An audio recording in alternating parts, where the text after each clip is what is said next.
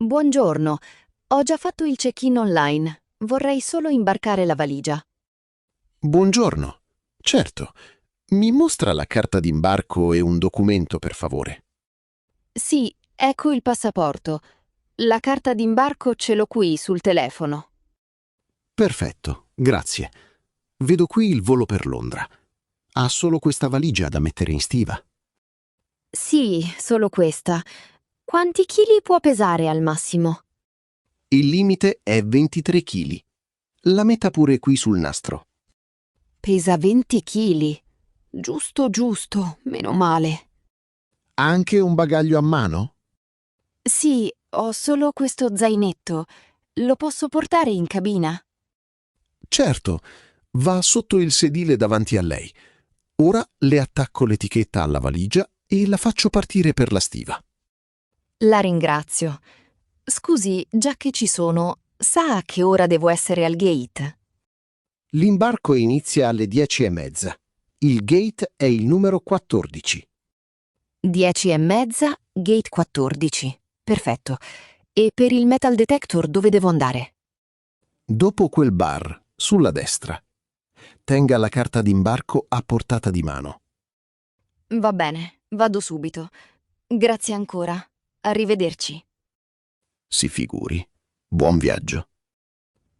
Buongiorno. Scusi, qui devo mostrare di nuovo il passaporto? Buongiorno. No, qui serve solo la carta d'imbarco. La appoggi sullo scanner. Ok, è andato.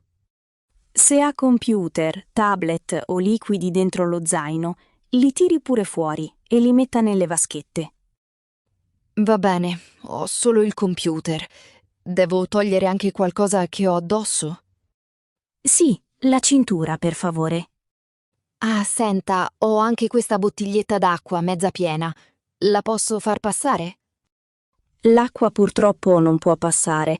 Se vuole la beve adesso oppure la butta nel cestino qui al lato. Me n'ero proprio dimenticata. La bevo subito. Un secondo. Posso passare? Aspetti un secondo che la persona prima di lei recupera le sue cose. Le faccio cenno io. Prego, avanti. Meno male non ha suonato.